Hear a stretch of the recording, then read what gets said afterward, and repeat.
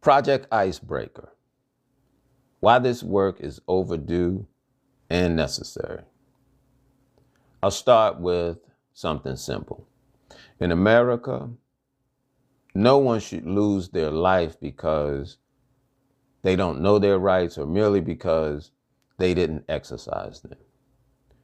No one should be harmed due to an agency being drunk off of power and ignoring their constitutional limit. And no family should have to bury a loved one for doing what is right. Then watch accountability fail. Yet, over and over again, we see people being taken in disregard for their safety, detained unlawfully, intimidated, and interrogated, or worse, and often with no consequences for the people responsible. This is why Project Icebreaker exists.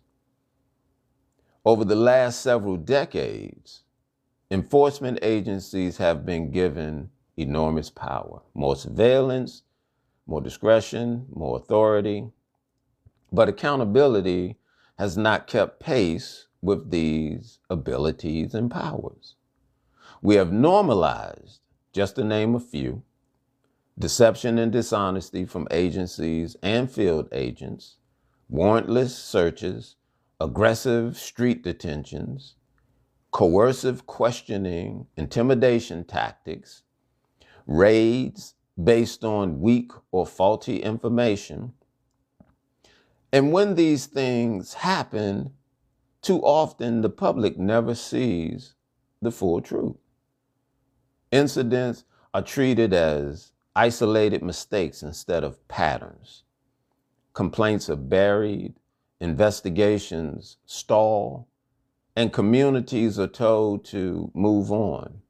That's not justice, that's negligence. And lives are at stake here.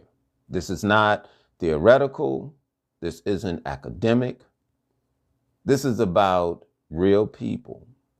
People who never made it home, were wrongfully detained, had their rights ignored, were treated as suspects instead of citizens, or just the lack of being people. We have watched too many videos and too many names become hashtag, too many families become advocates, too many funerals become press conferences. And have you all realized, we keep saying, never again, but it keeps happening.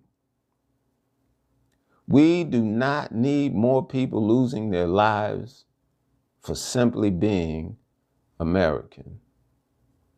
We do not need more preventable tragedies. No, we need prevention. We need oversight. And if we're not able to control it, we cannot trust it. We need enforcement of the law against those who are held to enforce it. People often ask, don't we already have oversight? I say in theory, yes, but in practice, I say no. It is extremely limited. Internal investigations investigate themselves. Citizen review boards lack power. Whistleblowers are punished. Victims do not have resources. Lawyers cannot act without evidence. And evidence is rarely preserved properly. So what happens?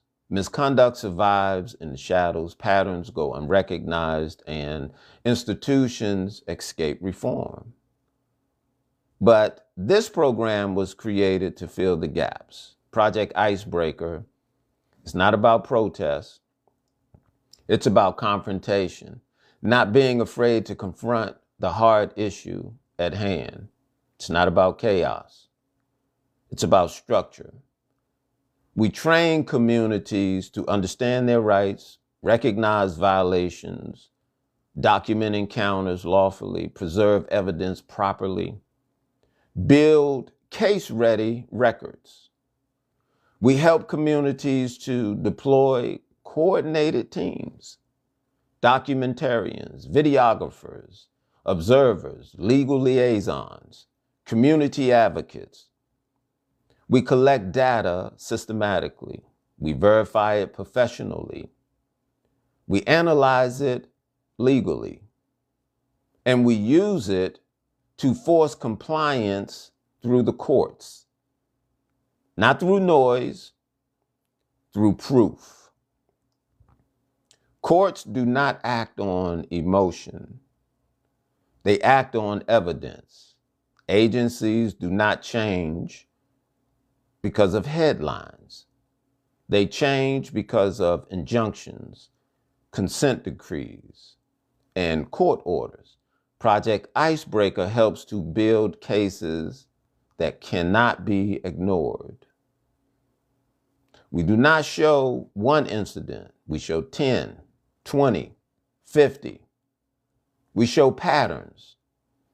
We show policies failing. We show training gaps. We show institutional negligence. And then reform becomes unavoidable. We are at a crossroad, people. Dragnets have become a tool of investigation. Technology is growing faster than oversight. Surveillance is expanding. Databases are merging.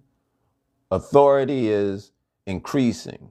If accountability does not grow with it, liberty shrinks. And history has validated this. Rights are not usually taken all at once. They are methodically taken away, ever so quietly.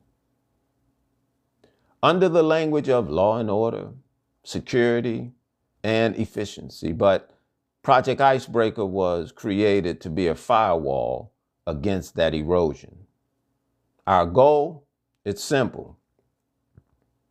We aim to have communities that are informed, people who are confident, agencies that follow the law, systems that correct themselves, and a country where people know to exercise their rights, to stand with power, to be vigilant and watch, to document abuse, and to act, to never be afraid to act. This project is overdue because we've waited too long to build it. We assumed that someone else would fix it. We assumed systems would self-correct, but they didn't. So now, we the people are stepping in, not as enemies of law enforcement, but as allies. Not against safety, but against lawlessness. Not against order, but against abuse. The core message, and I'll close with this. Freedom is not self-sustaining. Justice is not automatic. Rights are not self-executing, nor are they permanent. They survive only when people stand to defend them. Project Icebreaker exists so that no more lives are lost in the silence to the violence. No more rights are ignored. No more abuses go undocumented. Because being an American should never be a crime. And the right for people to pursue happiness, it should never be optional. Thank you. And I hope you all tune in. Look for Project Icebreaker. We need to roll this out, into all the communities and bring people up to speed so that we can be effective, against these agencies. Thank you all.